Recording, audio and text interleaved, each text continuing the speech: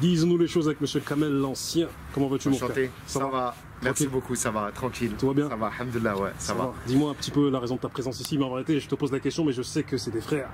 Ouais, c'est très bien depuis. Ouais, ça, et en plus de ça, tu vois, comment ça s'appelle, avec Joe, tu vois, j'ai une certaine, tu vois, on a une certaine, comment ça s'appelle, fusion, tu vois, et il m'a demandé de venir, tu vois, et moi je suis venu tu vois, pour voir comment ça se passe ici, et franchement c'est très bien, tu vois, c'est là que ça a commencé en plus, tu vois, c'est à Grigny, c'est un bon club, et ils font des belles choses, tu vois. Après c'est vraiment famille, tu vois, c'est des clubs qui sont dans les alentours, tout ça, non, c'est bien pour les jeunes, c'est bien, tu vois une évolution, tu vois du respect, et Grigny, ça a bien organisé, tu vois, en termes d'organisation. Joe, tu vois, c'est un gars que je côtoie, que je connais, et je sais que les choses, il les fait vraiment avec le cœur, tu vois. C'est pas un mec qui fait les choses pour obtenir quelque chose, ou qui, tu vois, il n'y a rien derrière, quoi. C'est quelqu'un qui fait ça propre, tu vois, et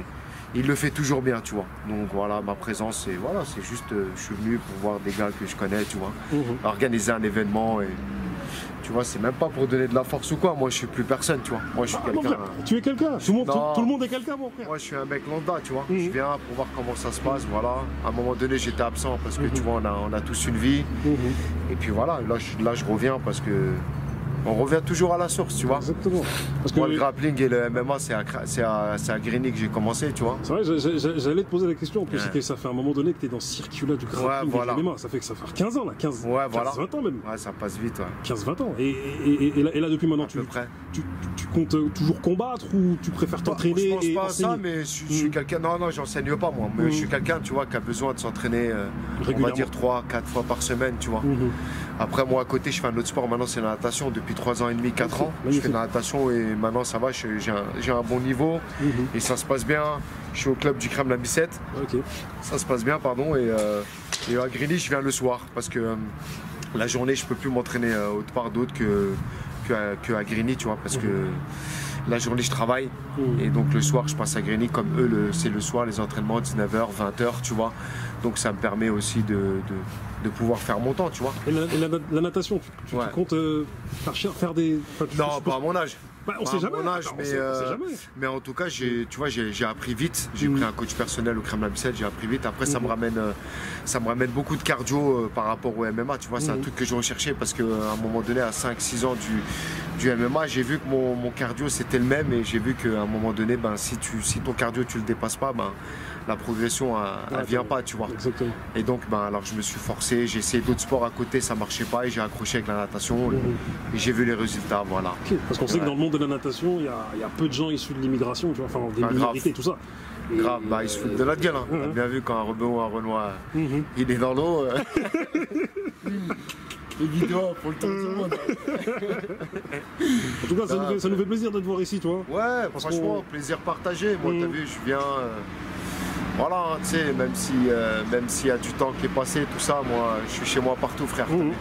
Je viens, je donne de la force aux frères. Et le rap, le rap, c'est comment? Moi, le rap, j'ai arrêté ma carrière, frérot, ça fait longtemps, tu vois. C'est bon? Ouais, terminus, hein, tu vois. J'ai pris ce qu'il y avait à apprendre dedans et maintenant, à côté... Parce que je vois plein de mecs, entre guillemets, à l'ancienne, qui aujourd'hui reviennent et ça fait quelque chose, quoi, parce que le public, il attend, en fait. Je pense que la plupart des mecs qui reviennent, c'est côté passionnel, tu vois. Je les comprends, tu vois, les mecs, c'est, tu vois, le rap, c'est une passion, tu vois. Avant tout, c'est une passion.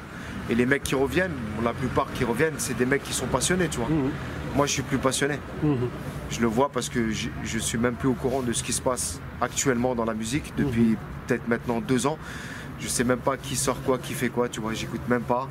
Je suis passé à autre chose. Je suis passé à un autre stade. Moi, la musique, c'est plus mon truc, c'est plus mon...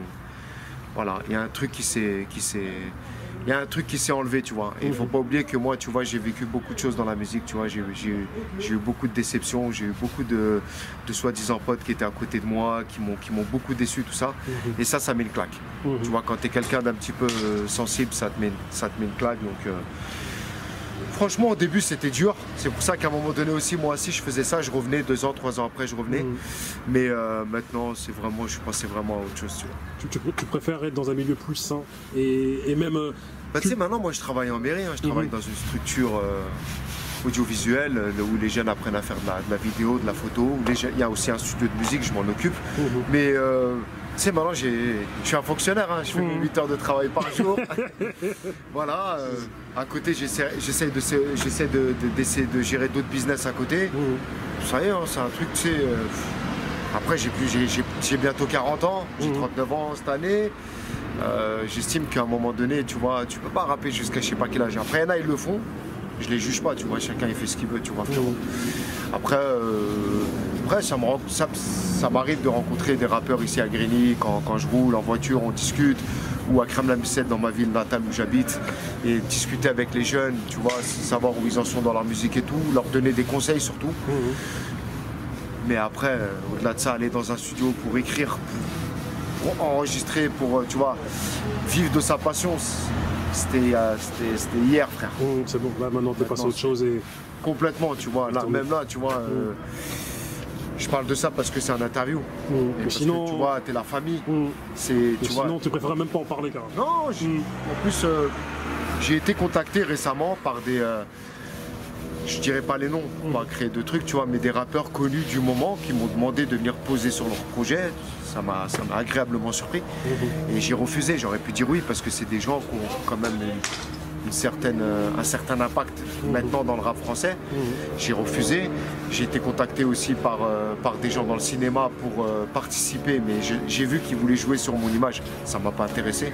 Tu vois, c'est que vraiment j'ai mis quelque part, parce que je sais que t'es super pressé, tu vois. Mais le message du rap, parce qu'aujourd'hui, tu as vu, il y a un message du rap que beaucoup, en tout cas, de mecs qui ont plus de la trentaine, estiment que c'est un message malsain.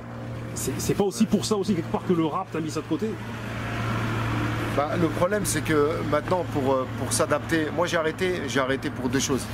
J'ai arrêté parce que la première chose, c'est que c'était des convictions personnelles. Et le deuxième truc, c'est que j'arrivais plus à m'adapter à la musique, justement, dont tu parles.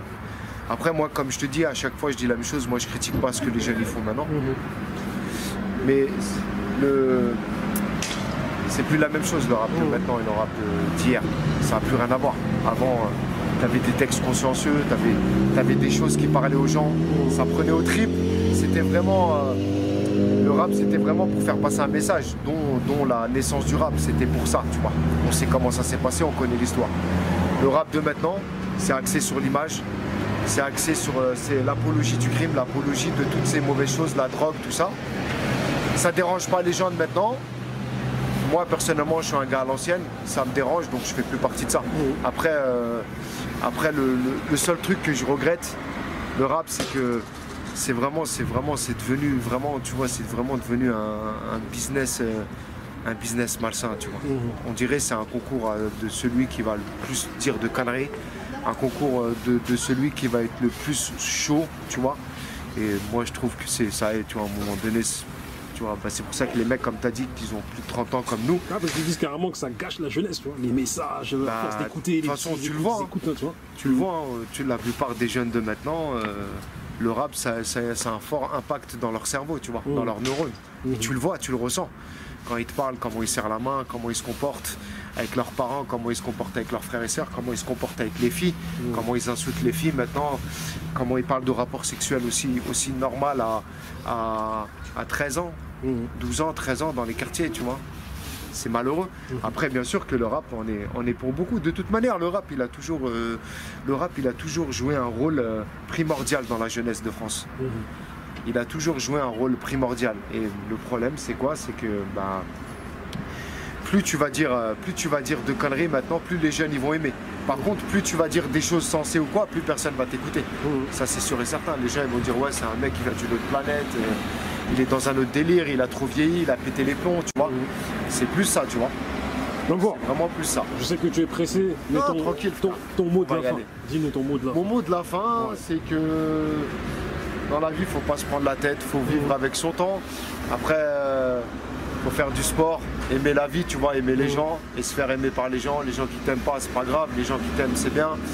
Et se dire aussi qu'on va tous mourir un jour, frère. Le temps, il passe vite, on voit autour de nous des gens qui nous quittent. Donc c'est pour ça qu'il faut prendre les bonnes décisions et au bon moment. Voilà. Merci à toi. Je te remercie, mon frère. Merci à toi. Très gentil. Il n'y a pas de souci.